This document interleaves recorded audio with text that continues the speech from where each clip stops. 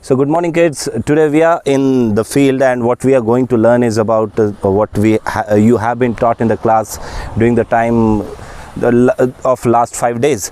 We were studying the chapter agriculture where we were reading about different kind of seasons of the crops, where we have read about Kharif, Rabi and Zaid crops.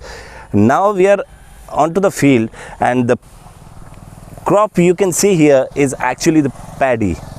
It is the most sown crop in our state, since Chhattisgarh is known as the rice bowl of India, and the cultivation of paddy here is actually highest in India.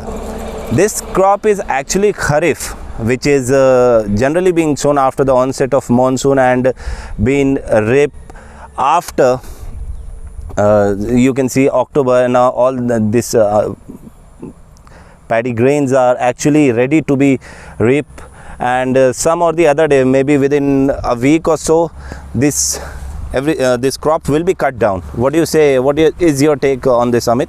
Yes, of course. This here you can see the color of this grain has turned grayish, and it is a suitable time to reap it. There is a single one which has been grown here. What we must just to have a focus on this. This actually is the grain of paddy. When we will open it up, you will be able to see the grain of rice actually, and this is the similar kind of thing what we actually eat. This is after several methods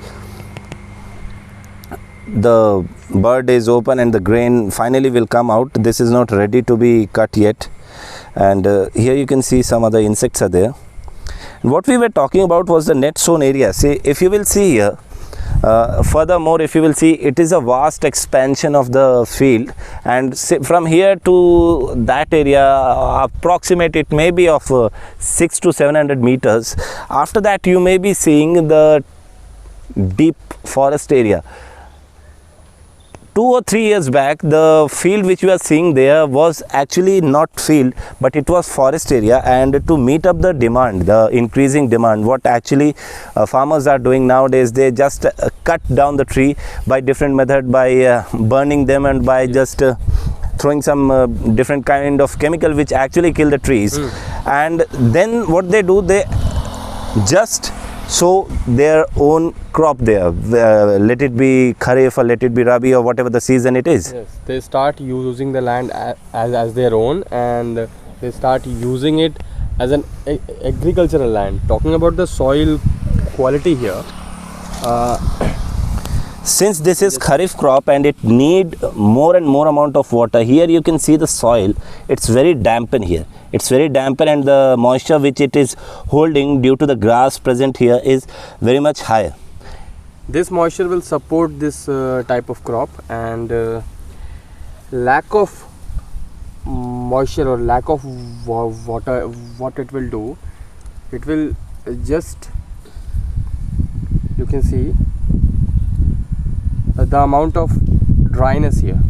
If water will be less, or the dampness is lesser in the soil, it won't allow the crop to grow its up to length, or to means definitely it will affect the yield. Yes, it shall be affecting the yield if the water is not there. Coming on to the point of irrigation, nowadays modern techniques of irrigation are being utilized, where you can see tube wells and other kind of modern technologies are being used. But since we live in a remote area and you cannot see here any sort of modern technologies of irrigation, therefore the farmers here are totally dependent on rainfall. Yes. And if the timing of the rainfall is different from what they are expecting, what effect will it have on the production? They face huge losses. Means in India we can say that our 60 to 70% of agricultural land, they used to depend on rainfall. Still now, some of the rich farmers, they can afford tube wells and all this type of modern techniques, but still the poor farmer cannot afford this type of things. That is a very good point. And coming on to the point, what is the difference between an agricultural land and a forest land? We must move on to the forest. So let us go to forest first. Coming on to the forest, student, if you will see the vegetation here, it is totally different from that what we compare to an agricultural field. Here you can see a vast variety of species of trees and plants are grown. Like this one is a different one comparing to the one which is down here and the one which is here. And if you will see the land here, if I may ask Amit, that is this land dry or wet? If we are touching it and just picking it out, the soil here we can see is moist, not damp enough to support huge amount of vegetation. Whereas if you will see there, the soil there is slightly more moist comparing to this area. What may be the reason behind that? So here we can see here's a plant, and here the land does not have any type of grass or plant. So this tree or this plant can hold water there. Because of that water, the soil here is damper comparing to this region. So this is why student, you must understand that why forests and vegetation is necessary. Natural vegetation I am concerned about, not the man-made one, because what we do is we just sow crops or grow plants which are economically beneficial for us, rather than environmental benefits are not being thought of. If we come deeper into the forest, we may see there are n number of trees which are very bigger, and here some species of web you can see. This actually is an ecosystem which has a variety of animals and life sustained in them. We can see a large species of plants and animals here.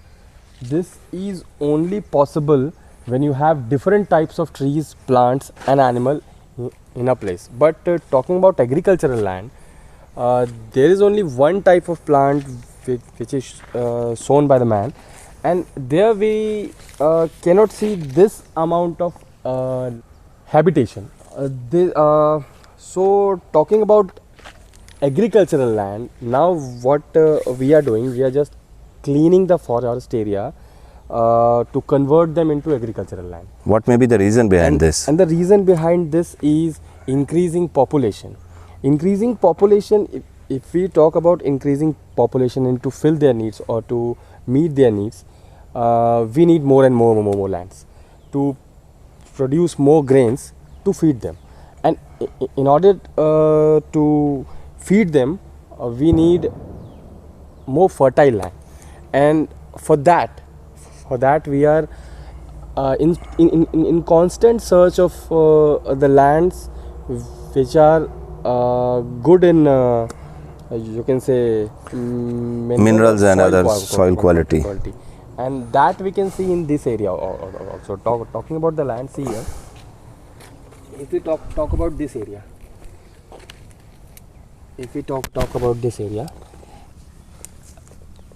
we can see, if we remove the upper layer of the soil, you can see the moisture level, and if we remove some more, you will be able to see earthworms here. If you will compare this land with agricultural land where we use fertilizers, chemical fertilizers or insecticide, pesticide, just try to remove the upper layer of the soil. You won't be able to see the insects or the earthworm. What the example you are giving, Amit, I just want to show the practical to students. Like here we can see this area here, some ant and some other insects are moving. Like yes. Here you can see there is an ant, and what these kind of creatures actually do, they loosen up the soil, and here you can see the amount of soil or the quality of soil is far more better than comparing to this area. Yes. Where you can see it is much more harder and not porous enough for absorbing the water. But if you will see this area, I am sorry to disturb them, but here you can see the soil is much more looser and porous. That's the reason why it is able to absorb more moisture and also mineral from the air and from the other part of the soil, you can say. One more thing what I want to come on is the diversity of species, what we talked about the ecosystem and the life here. When there are n number of species, the fertility of the soil increases. How does it happen? When you have seen the agricultural field, the paddy field, similar kind of species is there, and the requirement of all that species is same. Actually all the plants are same, means if they are in requirement of mineral A, Yes. every plant will absorb mineral A from the soil. But here if you will see, there are n number of plants. If we come to this one, this is a different plant which absorbs mineral A, and here if you will see the bigger plant, what it does, it absorbs mineral B, and similarly every other species need different kind of mineral, thus maintaining the fertility of the soil evenly. They even add some kind of mineral to the soil, and by which the soil become more porous and more fertile. But And these what you can see, the dry leaves which are fallen once or the other day, gradually they will turn into humus. so they play a very important role in maintaining the fertility of the land. But in agricultural land, you cannot see this type of things. Yeah, because they are depending on yield, not the versatility or the diversity in the ecosystem. So I hope, student, you might have understood that what is the basic difference between a agricultural land and what is the difference between a forest, and why forest is more important comparing to the agricultural. Definitely agricultural fields are important for survival of human life, but they should not be done in that way where forests are being sacrificed for them. We have to find some way that the balance, we have to maintain the balance. We have to feed ourselves, as well as we have to keep the balance of nature intact. Thank you.